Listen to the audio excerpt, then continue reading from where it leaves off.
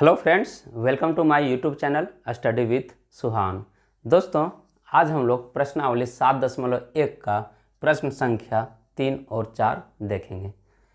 प्रश्न संख्या 3 में कहता है एक रेखाखंड AB पर, एक रेखाखंड है AB, इस पर दो ठो AD और BC यानी कि AD और BC दो बराबर लंब रेखाखंड है।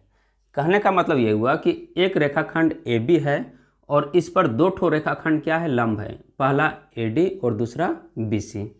ये दोनों बराबर हैं, ये दोनों आपका क्या है, बराबर है। दर्शाइए कि CD रेखाखंड, दर्शाना है दोस्तों, ये जो CD रेखाखंड है AB को समद्विभाजित करता है। कहने का मतलब ये हुआ AB को दो बराबर भागों में बांटता है। ये हम लोग से प्रूव करने के लिए बोला है। तो आइए देखते हैं, इसको हल करते हैं। सबसे पहले लिखते हैं दिया हुआ है,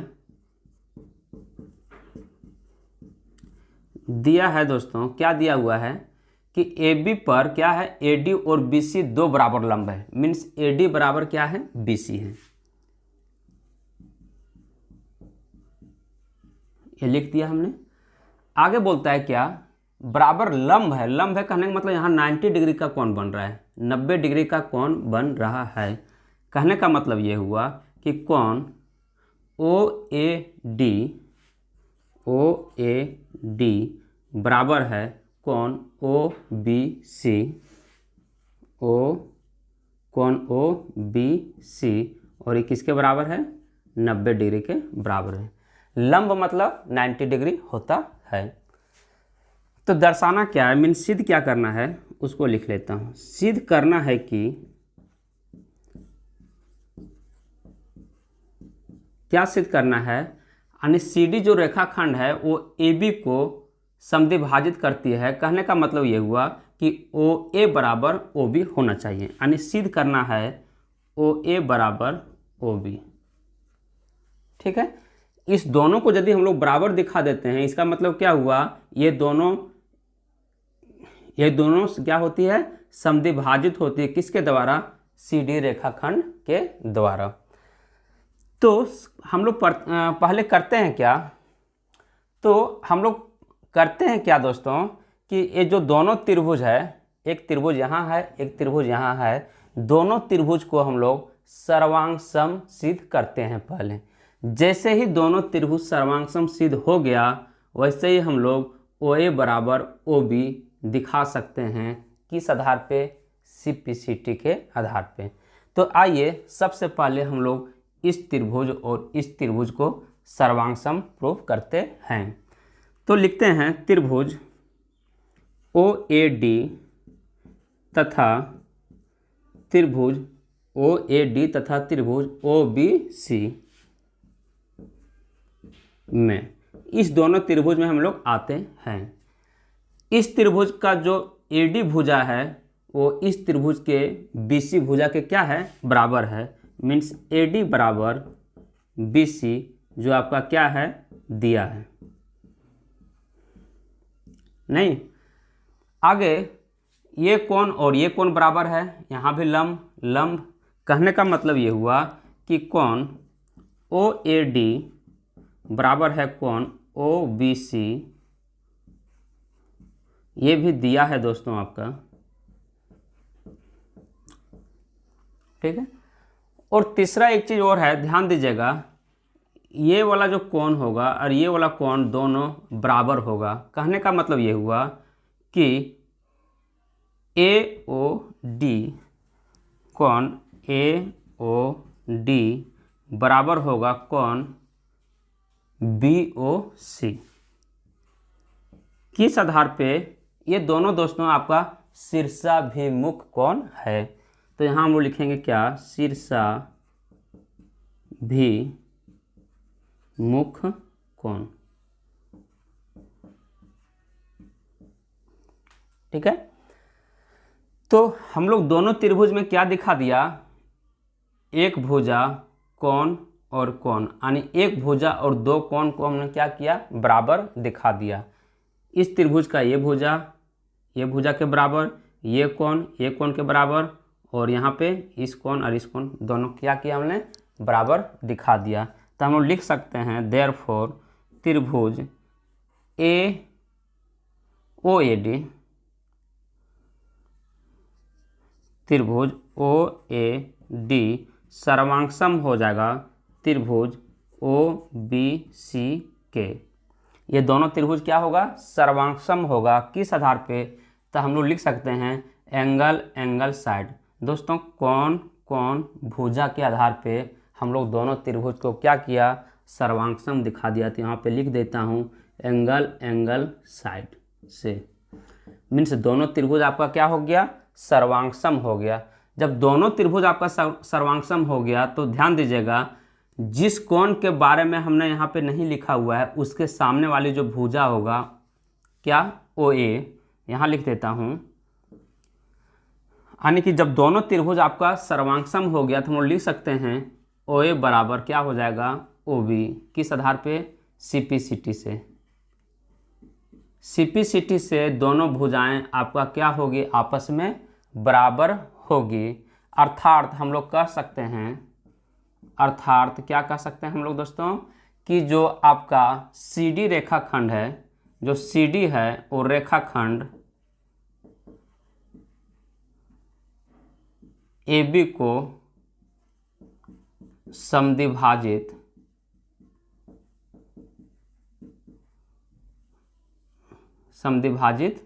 करती है। ठीक है। प्रश्न संख्या 4 में कहता है L और M दो समांतर रेखाएं हैं।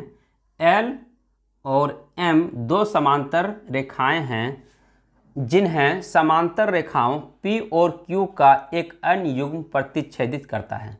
कहने का मतलब यह हुआ कि L और M दो समांतर रेखा हैं और P और Q भी समांतर है, जो एक दूसरे को क्या करता है, प्रतिच्छेदित करता है।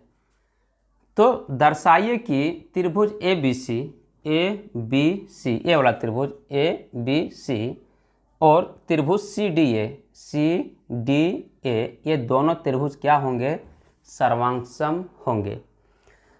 तो हम लोग जानते हैं दोस्तों कि जब L और M, P और Q दोनों क्या हैं, समांतर हैं और एक दूसरे को क्या करते हैं, प्रतिच्छेदित करते हैं।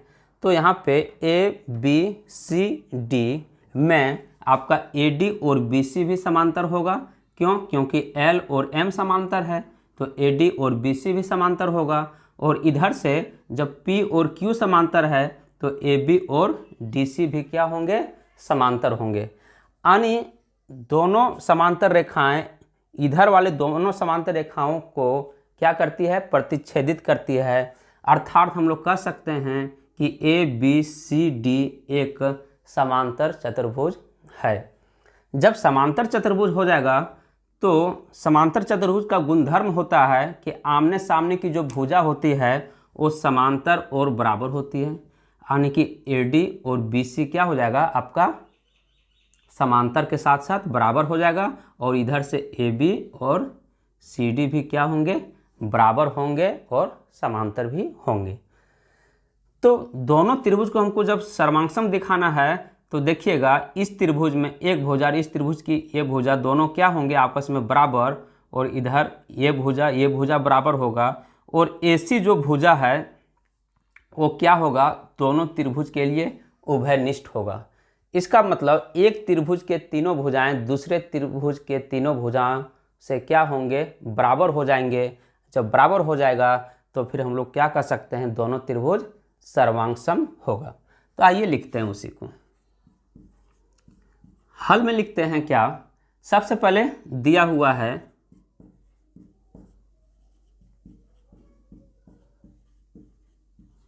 आपका L समानांतर है किसका, M का, तथा P समांतर क्या है, Q है। चूंकि आपका L M जो समांतर रेखाएं हैं वो एक अन्य युग्म जो है आपका P और Q समांतर रेखाएं को क्या करती है, प्रतिच्छेदित करती है। तो यहाँ लिखेंगे चूंकि L व M समांतर रेखाएं, कॉमा देंगे, समांतर रेखाओं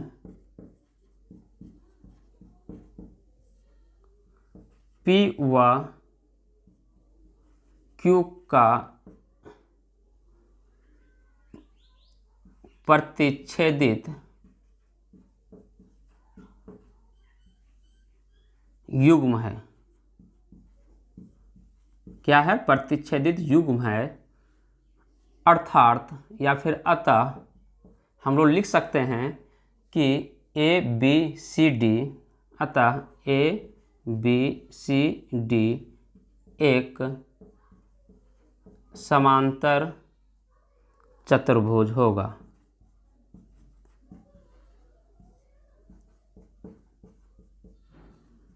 क्या होगा? समांतर चतुर्भुज होगा। अब आगे आते हैं, हम लोग डायरेक्ट आ जाते हैं दोनों त्रिभुजों में। तो लिखेंगे अब त्रिभुज ABC तथा त्रिभुज ACDA में, इस दोनों त्रिभुज में हम लोग आते हैं। तो यहाँ डायरेक्ट हम लोग लिखेंगे क्या? ABC त्रिभुज में AB बराबर हो जाएगा इस त्रिभुज में कौन सा? CD। लिखेंगे समांतर चतुर्भुज के सम्मुख भुजा। आगे है BC बराबर AD। ये भी आपका होगा समांतर चतुर्भुज के सम्मुख भुजा।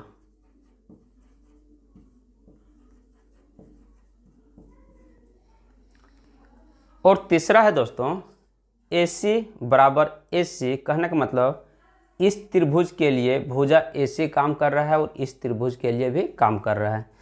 तो ये क्या हो जाएगा? आपका उभयनिष्ठ हो जाएगा। तो AC बराबर AC लिखेंगे और क्या लिखेंगे? उभयनिष्ठ भुजा। यहाँ से हम लोग देखें क्या? दोनों त्रिभुज में क्या देखें कि भुजा भुजा भुजा से सर्वांगसम हो गया। मीन्स इस त्रिभुज की तीनों भुजाएं इस त्रिभुज की तीनों भुजाएं से आपस में क्या हो गई?